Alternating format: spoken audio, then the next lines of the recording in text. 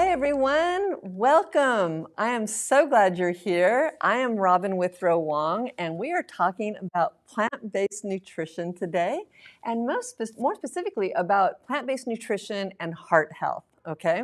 So we're going to pull up our slides, and we will get started. So here it is, plant-based nutrition and heart health, okay? And so I have a question for you.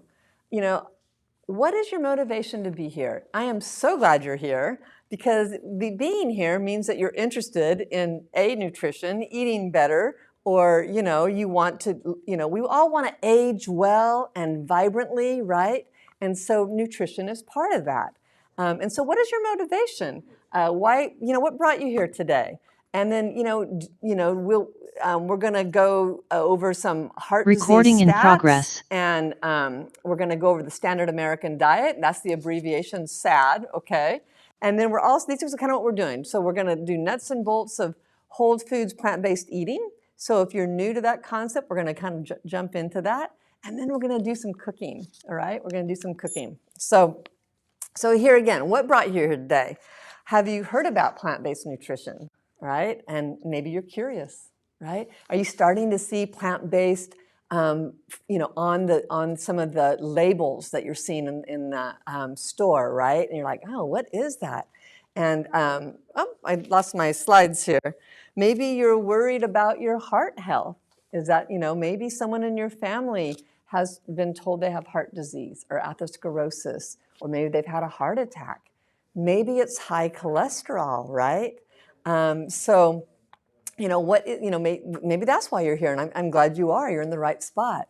Maybe you want to help a loved one be healthier, right? Today I was just walking in and someone stopped me and said, oh, I've seen your episodes and my mom needs some help. So maybe you're, curious about learning because you want to help someone else, right? And maybe you're just plain motivated to improve your diet, all right? And that is an awesome reason to be here. And so my goal is to literally have you walk away with some tips on how you can start implementing those into your life, okay? So if you don't know me, I'm Robin, okay? I'm a registered dietitian nutritionist. I specialize in type 2 diabetes. I work with a lot of women. And, I also specialize in plant-based nutrition. That's really a passion of mine. And I have a master's degree in nutritional education. I did my master's research down in Fiji, where I worked with women and learned a lot about heart disease and diabetes. On a personal note, I'm a mom of 4 grown children. I went back to the school at the age of 56 to go on this new career path, and I live on a vineyard. I love doing Pilates, playing pickleball, which I understand they have here at ACC, and really being outside. And I love it growing lavender. An odd fact is I know a lot about honeybees, oddly enough. I come from a family of beekeepers. So that's kind of a cool thing. So again, I'm new to you, that's a little bit about me. If you already know me, that's old news. And you're like, let's get on with it, right? So let's go through some of the statistics regarding heart disease here in the US. Heart disease is the #1 cause of death for men and women here in the US. And women are 6 to 7% more likely to die from heart disease than actually breast cancer, although we hear a whole bunch more about breast cancer, right? And women are typically protected against heart disease until they go through menopause, and then the numbers catch up with the men, all right? So just know that heart disease is a problem, all right? And I want you to be aware of that. If you have diabetes, it's also a problem, okay? Because those two things go hand in hand. You have a higher risk of heart disease if you have type 2 diabetes, and we'll be covering that next week. Oddly enough, 2/3 of kids that are aged 12 to 14 years old already have cholesterol disease.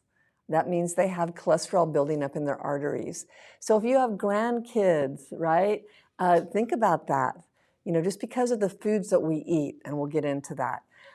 There's 2 heart attacks every minute here in the US. So in the period of this presentation, that's quite a few people, right? So a half of all heart attacks will happen with normal cholesterol levels, all right? So if you're diligently watching your cholesterol levels, keeping them below 200, your total cholesterol below 200, it still might be a little too high because half of all heart attacks happen with people below those numbers, okay? So I just want you to kind of, I don't want to be all doom and gloom, but I want you to understand heart disease is a problem. And, really what is contributing to heart disease here in the US is the standard American diet. It's the way we've all been taught to eat, okay? So the foods that we like, know and love, and we've been taught to eat over the years, they're high in fat and they're high in cholesterol, okay? So saturated fats go hand in hand with cholesterol. Your bodies make all the cholesterol it needs. You don't need to eat it we need cholesterol, but your body makes it. So you don't need to eat it to have your body get it, all right? So anything you eat is just extra, all right? So think about that. And then it kind of does the negative things in your body that we don't really want to have happen. And so the standard American diet, also known as the SAD diet, is high in salt. That contributes to blood pressure, right?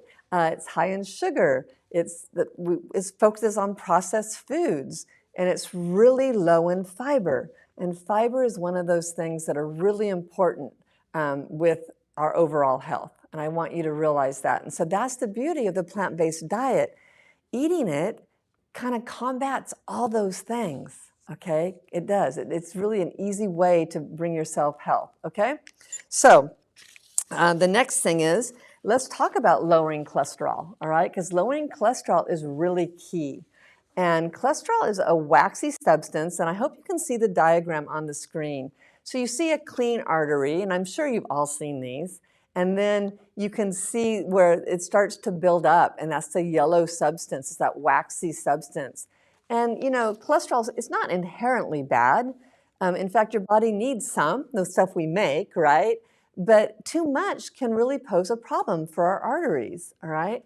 And so to avoid heart attack, research has found that the key strategy in getting your lousy guy, the low density lipoprotein, the LDL, you want to get that down low, all right? And so striving for an LDL level below 100, and even, some research shows below 80 is even better. All right, and so that's just that one number. And your total cholesterol has your LDL, your HDL, and your triglycerides all in it. So you want to focus on the LDL, okay? So just know that cholesterol, I think I mentioned, is found in animal products. And those are meat, dairy, meat and chicken and fish count too. Eggs, organ meats, high-fat dairy products, all right? And so those are where it's really found. And oddly enough, those foods have zero fiber in them, okay, zero. So it's not even bringing some fiber to help you get that cholesterol out of your system, okay? So I just want you to be aware of that. All right, so a plant-based diet can really help you improve several of those risk factors for heart disease, okay? And so maybe you've been told, or you already know that some of those risk factors for heart disease are high blood pressure, right?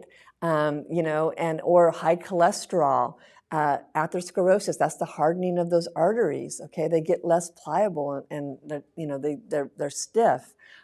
Inflammation is a big contributor in so many diet-related diseases. And so just know that eating the standard American diet creates inflammation, all right? And so, inflammation is prevalent in arthritis. It's prevalent in diabetes. It's a lot of autoimmune diseases have inflammation along with them. So I just want you to know that many times a day, you're eating these foods that actually cause more inflammation, and you're doing it multiple times a day when you're eating, animal products. Okay, so what is a whole foods plant-based diet? And if you've been here before, you probably already know some of this.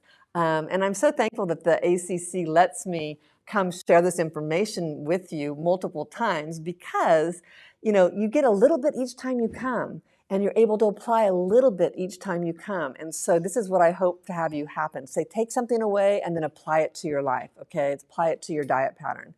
So a whole foods plant-based diet is legumes. right? Chickpeas, beans, peas, lentils, high in protein, they're high in fiber. And so, just know that they also have a ton of amino acids. So the more you can add those to your diet, the better. And we're going to be making a recipe today that actually we use a lot of legumes. We're making a chili today, okay? So the other thing that you want to add in that's a big thing about plant-based eating is leafy greens and these cruciferous vegetables, okay? They're high in calcium. And I point this out because people are often worried about calcium intake, especially as we age with osteoporosis, okay? But leafy greens, not only do they have fiber and water and they taste delicious, they have calcium as well, all right? So just know that, as well as a whole bunch of other stuff, all right? So the whole grains, okay, they're important. They have essential amino acids, they have iron and zinc. So when people start avoiding grains, like whole categories, because everyone's carb phobic, right? And it's like, oh, grains mean carbs. You're limiting some of these really good nutrients, from your diet by doing that. So I really want to, throw some caution out there.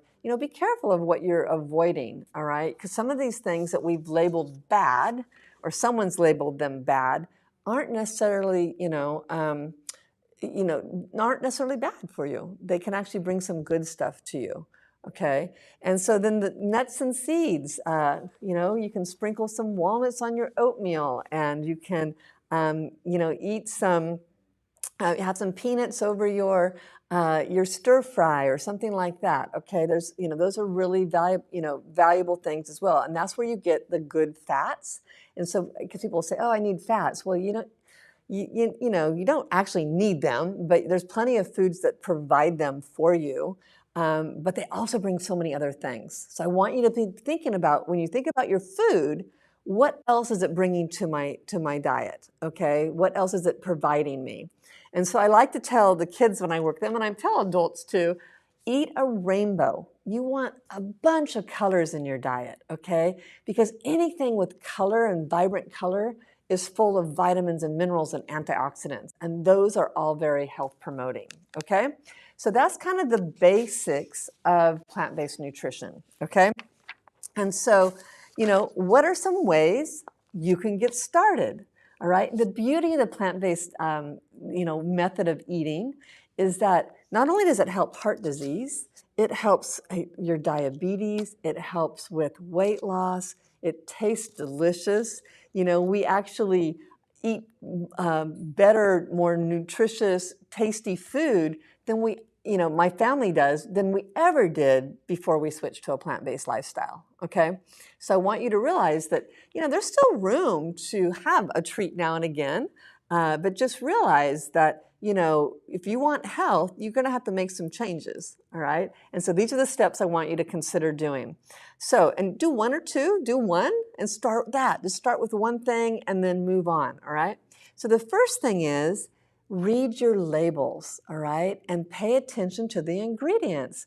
So when you are trying to improve your health and get the added oils out of your diet, right? And the saturated fat out of your diet, you need to read the nutrition label on the back, all right? Look for where it says total fats, and then it breaks them down. Are there saturated fats in there? Even foods that are not meat, okay? A lot of processed foods will have saturated fats because they'll use coconut oil. Coconut oil is super high in saturated fats. So, please don't use coconut oil, all right? Use it on your skin, but don't ingest it. That's what I like to tell people. And so start by reading your labels. And no judgment, just be curious about what you're consuming, and then look at your ingredient labels, right? And then whatever's listed first is what's most in that package. And so you're getting most of that. So if it says whole grains, 100% whole grains, you're getting a lot of whole grains in that package, okay? The second thing is to kind of reduce and replace foods with saturated fats, okay?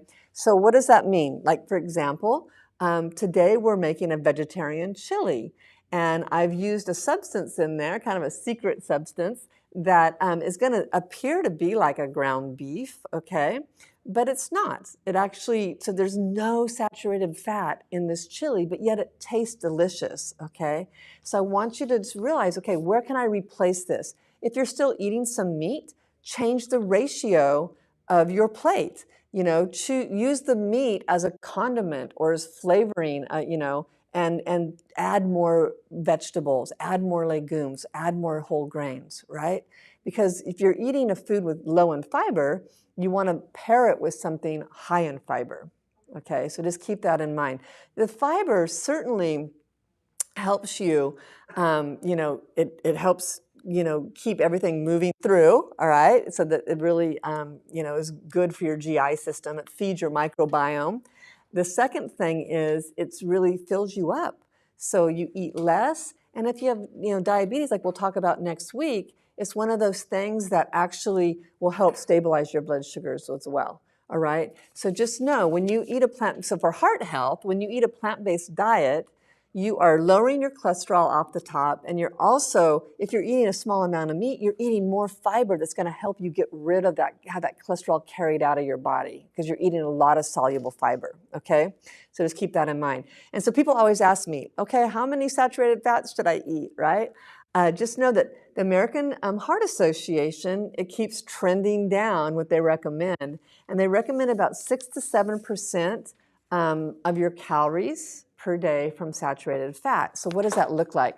Well, in a 2,000 calorie diet, I don't know if you know how many calories you eat. I don't, so it's not that helpful, but it's 13 grams a day, okay? And as an example, a triple cheeseburger, and I guess that's a thing. I don't know. I had to Google it to find out. And they said, oh, triple cheeseburger. I'm like, oh man, that's a big thing. Has about 20 grams of saturated fat between the beef and between the cheese, you know, all of that. And so there's your quota for the day, right? So just keep that in mind. And there's no fiber in there because you're usually on a white bun with, well, maybe a little bit of lettuce, right? Okay. So the third thing is really try to avoid those processed meats, all right? Processed meats, you know, really there's it's been shown it's a class 1 carcinogen. It's, you know, eating it increases the risk of cardiovascular disease by, you know, I think, what is it, 18%? And so, and what is processed meat? Okay, it's like your sausages or your bacon. People put bacon on everything, and I'm always like, people still eat bacon, you know? So because I guess it tastes good, right? But it's not. People love it, but it doesn't love them back, all right? It just does not. It's not that great for your health, okay? So just keep that in mind. It's processed meats, you know, like maybe deli turkey. There's a lot of salt in that. And so if you're trying to limit your salt because of blood pressure, you want to start looking at those things, okay? And the last thing, and I think that is really important, because diet change is hard, okay? And it's hard. People can do it for a while, but to sustain it long term can be challenging. So the best way to do it is take what you're already eating and adapt those, tweak those recipes, all right? So like today, we're eating chili. And if you like chili, and we can somehow tweak it a little bit, change the ingredients a little bit to make it healthier for you. Maybe it's spaghetti, and you can, you know, use lentils in there instead of ground beef or something like that, right? You can add broccoli into it. You kind of veg it up. I veg up everything. I call it vegging it up. You can do tacos or stir fry, and instead of using a whole bunch of chicken, you can use a little bit of chicken and maybe throw in some tofu, all right, in your stir fry. So just, you know, I want you to start looking at what you're eating already, and then finding ways to make that healthier for you, all right? How you can reduce the salt in it, how you can reduce the saturated fat in it. Does that make sense? I hope so. Okay, so the next thing is, let's go through some of the questions that I commonly get, all right? So what about getting enough protein? I always hear this, always hear this. There is rarely a protein deficiency here in the US, okay? And if it is a protein deficiency, it's usually caused by not enough calories, okay? So just know that. People worry about it, and as Americans, we do not have any problem getting enough protein, all right? And so just know that, in fact, you know, I think that people get way and above what they're supposed to get. Okay, so I don't think so. If you're going to be trying to do more plant-based, don't worry about the protein. People always ask me about what about calcium, and I mentioned that a little earlier. I need dairy for calcium, and your leafy greens and a lot of vegetables have calcium. And the nice thing about it is they don't bring anything negative with it. Whereas if you're eating dairy, you're getting some calcium, but you're also getting a whole bunch of saturated fat and you're getting zero fiber, all right? So this is where I think I want you to start playing with, I can, you can start comparing. And I know everybody loves their cheese, okay? Cheese has a little bit of a addictive quality to it. It kind of triggers our dopamine receptors and it feels good, and so people really like it. And so just be aware of that. But just remember what it brings to you, all right? It's not going to bring you health long term. You can get calcium in other sources, all right?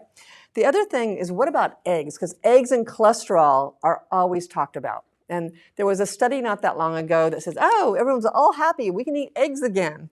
And what they studied was, they didn't study eating no eggs and then eating eggs. They studied a population already eating one egg, and then adding an egg to that. So if they were to take the eggs and then studying them with no eggs, I think the result would have been different. They didn't see a whole big difference from the 1 egg to 2 eggs. Okay, so I guess, that's good news if you're an egg eater, right?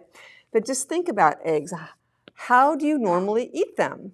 You normally eat them, maybe sauteed and cooked in butter or grease, right? Or you eat them with a side of bacon, right? And so, if this is something you can maybe try. If you don't want to give your eggs up, maybe go to the egg whites, maybe get a nonstick pan and then, scramble them, because you don't need any oil to do this, scramble them and then veg it up. Throw in some mushrooms, throw in some spinach, throw in, a lot of vegetables and eat it that way, because now you're adding fiber to it, all right? Okay, the last thing that I often hear is, on a plant-based diet, I only have to eat salads? It's like, no, this is so far from the truth, okay? So once you start exploring this and you add some creativity to this, you will see that the whole world opens up. You start trying foods you hadn't tried before, okay? And I think you'll be pleasantly surprised. And you'll start really working with new flavors, all right? And spices are so important in plant-based cooking because they complement the food, whereas oils often just, mask the flavors, all right? Yet we're so habituated to use oils to cook anything. And so this is what we're taught. And so this is why I want you to, paradigm shift how you think about things and say, And so what I have found when I work with people, it takes about 10 days for your taste buds to change, 10 to 14 days. When people start making these changes, things start tasting too salty. They start tasting kind of slimy because of the oils, right? And so just know that it does take a little bit of a transition, but once you do, it's really hard to go back. It really is. And so, I interviewed a chef one time, and he told me that people eat about 9 different meals a month. So all you need to find are 9 great plant-based meals, and you're good to go. Okay? So speaking of that, what are we cooking today? We are cooking a vegetarian mixed chili bean recipe, okay? And so the ingredient list looks a little long. I don't want to scare you off, but I'll show you how easy it goes together. And as we jump over there, I'll kind of go through it. And it looks long because of the different spices, but that's also what gives it the depth and really the flavors that will just burst in your mouth, okay? And people are like, plant-based eating is so expensive. Well, it seems expensive at first because you're buying different spices. But think about it. You use those spices over and over and over, okay? So it's an investment into your good cooking, all right? Okay, so that's what we're going to do. We're going to go cook, so follow me over.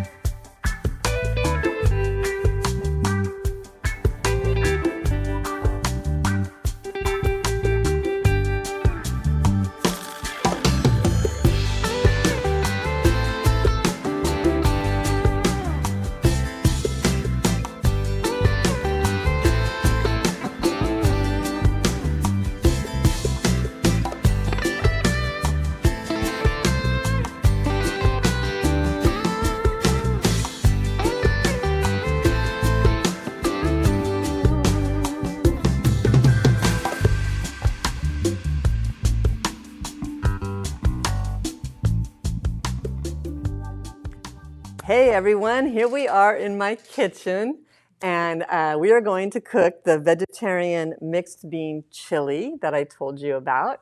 And this comes from Neil Barnard's, one of his books, okay? And I unfortunately don't have the name of the author of it, but it's really a great chili recipe. And I love chili because you can make a huge pot. Okay, you have effort, you do all your effort once, and then you have multiple meals. Okay, you have multiple meals. And that's, I don't want to spend that much time in the kitchen if I can avoid it, all right? So basically what I've done, because, I'm here in this temporary kitchen, is I did a lot of the chopping ahead of time. And I do that because chopping and talking and all this, I'm afraid that, I'm going to do it wrong, or I'm going to actually cut off a finger. So I know many of you know how to chop. I'll give you some tips along the way, maybe to speed things up, okay? And so the recipe is actually in the drop box for you. ACC takes such good care of you. They want to, there's resources I think they put in there. I put in some resources in there about cholesterol, all right, that you can, read on your own, and that's where you can get the recipes as well, all right? So this is a first-rate operation here, I tell you. Okay, so what we're going to do is we are going to start with, we chop up some garlic cloves, okay? So we have our garlic. Now, if you've watched me before, you know I like the pre-chopped stuff, okay? So garlic. Okay, everyone knows what garlic is, but what I did is I pre-chopped it here. And I also chopped up my bell pepper, okay? Because, oh man, it's really fragrant. Wow, that smells great. This is gonna be, awesome. Okay, but for many of you that know me, I use kind of the pre-chopped garlic. It's a shortcut, okay? But I have to say, the fresh garlic does have more flavor. So if you're willing to take the time and effort to do that, it does elevate the level of your dish for sure. Okay, so I pre-chopped it. Now on the recipe, on what it tells you to do on here, is it tells you just to do the garlic, okay? But I'm gonna do the pepper in with it as well, all right? So, how do we cook with no oil? Well, we're gonna use unsalted vegetable broth, okay? And you can choose your brand. I choose this one. I find it at Bel Air. I find it at Nugget here locally. I look for it when it goes on sale. You can make your own. I just recently tried that. It takes a little more labor, right? But, or you can always just use water, okay, to saute in. So you need about, 2 tablespoons, just enough to kind of coat the bottom, just like you would if you were using oil before you sauteed, okay? And so, but this is how I don't cook with any oil. I only cook with water or vegetable broth, typically vegetable broth, okay? And I saute all my onions, all my garlic, everything in that. Okay, so we're gonna get it going. We're gonna dump in our green bell pepper, okay, called for green. You could probably use red, okay? And our garlic, okay? And we're gonna get that going, get it cooking, okay. And then we're gonna go through some of the spices, okay? So if you like spices, kind of the Mexican type flavors, this is what what they use. And it's got a little bit of a southwestern flair to this. So just because there's so many different types of chili, right? This one has a little bit more southwestern flavor. So the one ingredient that they recommend you use that I hadn't used before is this ancho chili powder, okay? And I found this, can you see it? I found this on the, kind of on a special, it wasn't in the spice rack, it was kind of hanging on some other spices there. And, it's a little less expensive that way. And you can find it, and because, I don't always use it, so I wanted a smaller amount. I wasn't sure I was going to like it, so I wanted a smaller amount. Because sometimes when something I'll use a lot, I will buy in a bigger container. Like this is the cumin that we're going to use, okay? And like I said, I don't have any, preference of brands of spices. Go for inexpensive. But I do buy the spices I don't use a lot, I buy in smaller quantities, okay? Because I think they stay more potent because I go through them more often. So I'm going to use the chili powder. And what I did is I put it all, I already pre-measured it all, okay? And so, I don't know if you can see that. Aren't spices pretty? I wish you could, it's so fragrant. So I pre-measured everything out, which you might want to do because sometimes you get kind of lost on doing this. So you pre-measure it out and you can go back and say, oh, what did I put in? You could use this crushed red bell pepper or crushed red pepper, okay? Or I got a small thing of ground and it's the cayenne pepper, okay? And this is going to give it some heat. So if you like spicy, then this, could definitely add more later, okay? So as this is sauteing, we're going to dump this in. And we also have some oregano, which I think you're probably familiar with. I think the other spices were pretty much common to you. Onion powder, okay, those are all pretty common, okay? So we're going to stir that up and get it going, all right? And I throw the spices in kind of at the beginning. And then we're going to actually add in our tomatoes. So let me talk a little bit about the canned foods, okay? So canned foods, anytime something's canned, it has more salt in it, all right? And if you're worried about your heart health or blood pressure, right, you're probably told to eat low salt. And they typically tell you don't eat anything in can. So they do have no salt added, which you can find. I do like using fire roasted tomatoes a lot. The downside to those is I can't find them no salt added, okay? So one of the options you could do is sort of kind of cook these so they get a little brown. But these are fine. They'll be perfectly good in this. It calls for 28 ounces, so that'd be 2 cans, okay? And so we're going to dump that in. And just know that when it comes to the beans, I'll go through that in a minute. So I'm going to dump these in. Now, if you're a gardener and you can your beans or can your tomatoes, you can control the salt in them, right? And so that might be another option. But so I just go for the no salt, and we just do our best, okay? So we're going to stir that around. It's still sauteing up, okay? And then we're going to do the beans. And what I do with the beans is I already, drain them and I rinse them. So not only did I buy them, low sodium, okay? So we have kidney beans and we also have the black beans. Remember, it's called 3-bean, right? Black beans, and then the garbanzo beans, also chickpea beans, right? And I got the low sodiums in those. And so you can also cook your own. So it takes more time, right? Dried beans are super inexpensive. And so you can do dried beans, it's wonderful. I have a pressure cooker, so it cooks really fast. And just remember, you don't need a ton. You could probably all throw them in the pressure cooker at once and cook them up, okay? And so that's a way to, reduce the cost of the dish as well. And you're able to control your salt in them. Another thing with the black beans, I haven't seen it with the other beans, but with the black beans, I have found them in the freezer section, okay? You can just buy a bag of black beans, okay? And they literally just have beans in them. There's no sodium added. Okay, so just know that. So that's another option. And so, if you're, that's just where your labels come in, reading your labels comes in handy, and you have to pay attention. Okay, so that's that. So we're going to dump, I dumped them out in a strainer, and I drained them, and then I rinsed them really good. Okay, so I encourage you to do that. So we have our 3 beans in there. We're going to dump those in.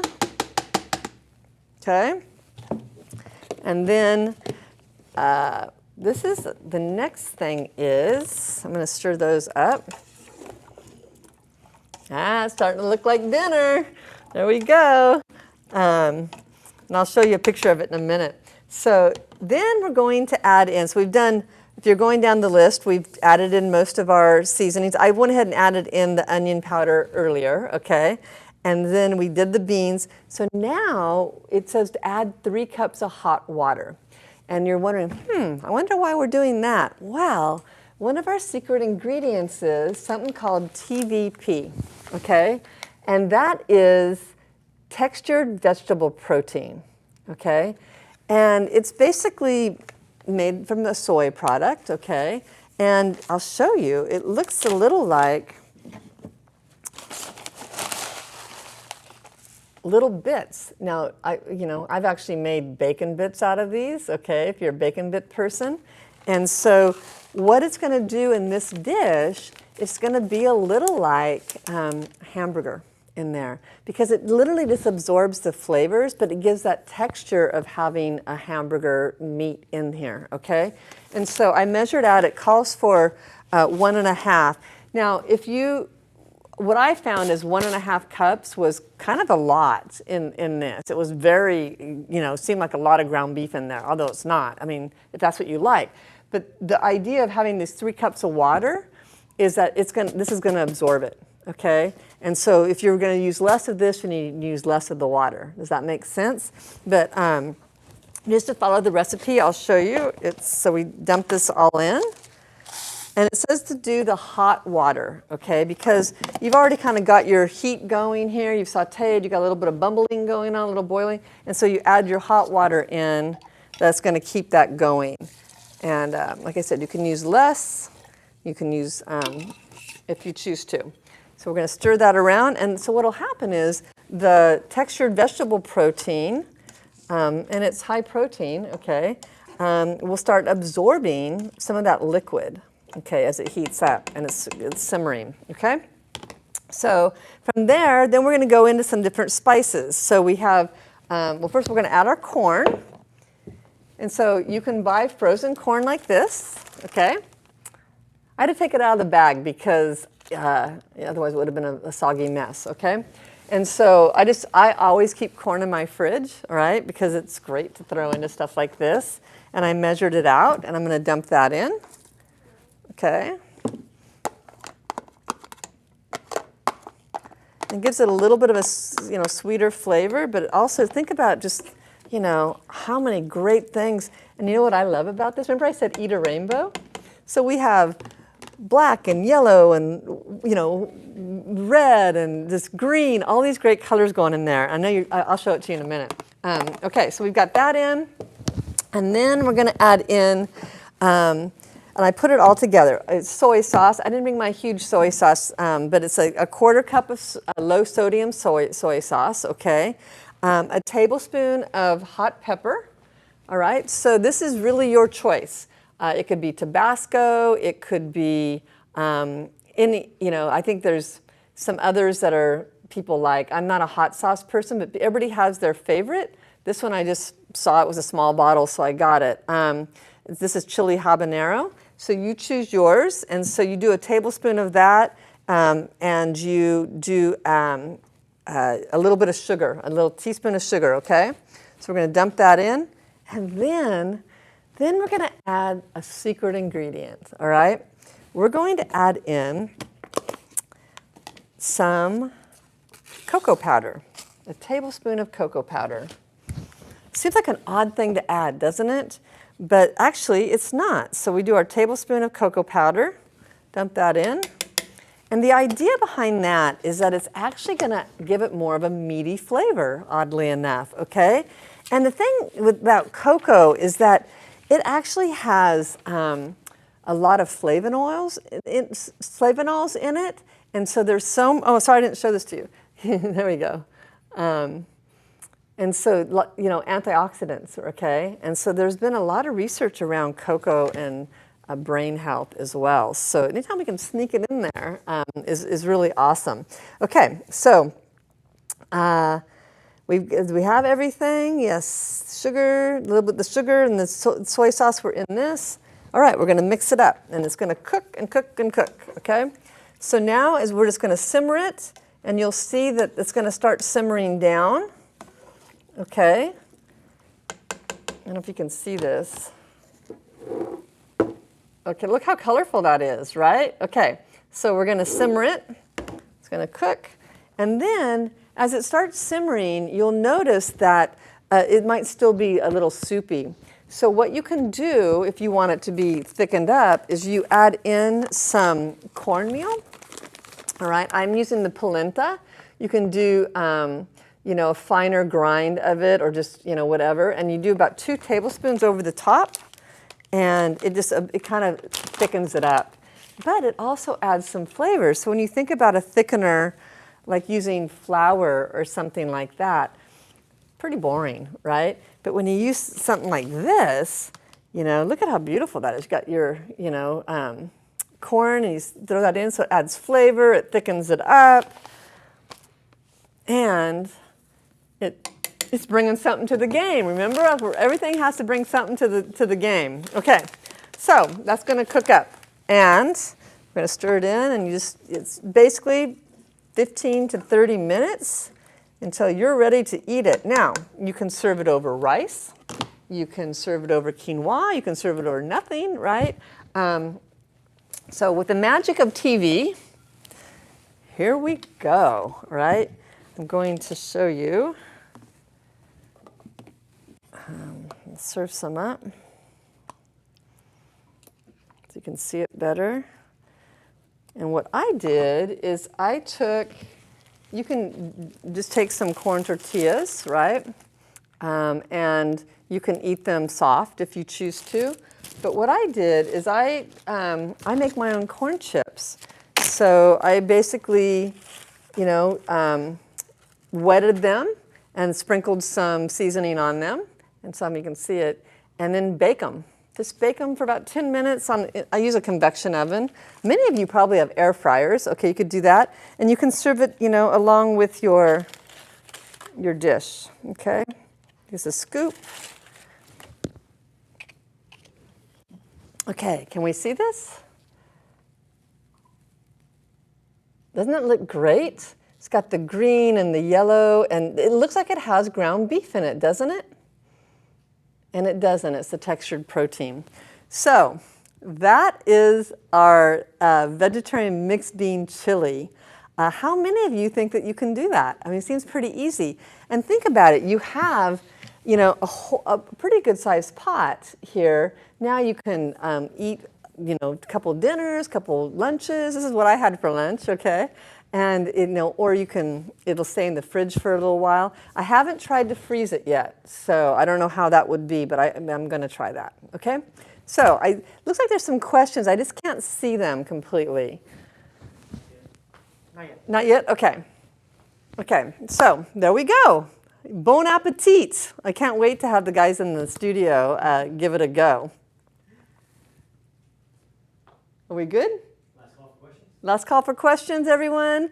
Yeah, drop them in the comment box. I wish I could actually chat, or you could unmute if you have a question for me as well. If you want to try that, because the questions are a little far from me. Nothing yet. Nothing yet. Okay, perfect. So no questions? Deviled eggs, boiled eggs, don't want to throw out. How else can I use them? Oh, deviled eggs and boiled eggs. Okay, probably just eat them and then don't buy them again. I don't know. I would say boiled eggs are a better choice than the deviled eggs, okay? Because what goes in the deviled eggs? You probably use mayonnaise, right? Maybe you just do it with mustard. And so, so you're adding fat to that. So just doing, eggs, they have some good virtues to them, definitely. But it's how we prepare them sometimes. Like a boiled egg or hard-boiled egg, it's as nature intended it. It's just boiled with the egg. But unfortunately, it's still an animal protein, so it does have some cholesterol in it. So just know that. But that is a way better choice than a deviled egg. Does that make sense? Okay. Okay, that's what you're going to do. All right. Oh, veggie mayo. Okay. So good question about the veggie mayo. So you can buy, some plant-based foods, right? And they don't have animal products. They're vegan, so to speak. just be careful about that because a lot of them still have a lot of oils in them. A lot of them will use the coconut, or a lot of them will use, be really heavy on oil. So look at your ingredient list. If oil's the first thing listed, it's probably too much. Okay, it's probably too much. And so just know that. Can you use it in smaller amounts? Of course, if that's what you choose to do. It's always your choice. But just I want you to be aware of what you're choosing. So that's where reading the ingredient labels really makes a difference. Okay, and then how does that fit into your pattern of eating? Not one meal or one food is going to, ruin your health. So if you want to eat a deviled egg, you can eat a deviled egg. We want to focus on the pattern of eating, okay? If you're eating plant-based, 80, 85, 90% of the time, that's way, way good compared to not eating it at all. Make sense? Okay. That avoid salt, oil, and sugar. What do you think of vegans that avoid salt? Yeah, I think it's great. Salt, oil, and sugar, they don't bring anything to your health, okay? They're not helping you. They're not. And so plant-based eating is actually, I like to say it's being vegan with a twist, okay? It is, people that become plant-based, from my perspective, do so out of health, where people who are vegan maybe do so out of animal welfare, okay? So you can be vegan, you can be plant-based too, and still eat Oreos and French fries and potato chips. Those are all vegan foods, right? So just be aware of that, but they're not good for your health. And so, that's what I want you to why you start reading your labels and understanding that, okay? So when you are plant-based, it's called whole foods plant-based. You want to be focused on the whole food, less processing, the minimally processed, okay? And that means less salt, less oil, and less sugar, okay? How I made the bacon crumbles out of the TVP. Well, I don't even remember now. I didn't think they were that good, okay? But I will look for that recipe, okay? I don't like bacon, so I did it for other people that wanted to sprinkle it on their dish. I was like, but you basically season it and you kind of bake it up and it gets crispy and they look like bacon bits. So I can't remember, it's been a while, all right? But I will look for it for you, all right? Okay. But we'll find an organ and give it a try. I'm so used to using, okay, yes. So you're using the virgin olive oil or avocado oil for cooking garlic. Okay. Thank you for trying the veggie broth. I think you'll be pleasantly surprised. And that brings up a note about olive oil. So olive oil has been hyped as being healthful. And when you do it in studies, compare it to lard or butter or other things, it's way better. It is way better to use olive oil than something with saturated fats, okay? But what they don't consider is what is it if you don't use it, right? What if you didn't use anything? Is that even better yet? And that's what they're starting to do studies on now. And so I think people got all hyped up with the Mediterranean diet, and they felt like, and what they took from that is, we need to eat olive oil. Okay, what they didn't realize is that in that diet, in that culture, they eat a lot of vegetables, very little meat. They eat a little bit of olive oil. They move their bodies. They have strong relationships. They have a purpose in life. There's a lot of factors that go into that health. It's not just the olive oil and the red wine. But yet we want to just do the olive oil and the red wine, right? So just keep that in mind. So, and olive oil is still a processed food. Eat the olives. That's the way to do it. If you want that flavor, add the olives. At least you're getting some fiber as well. Okay?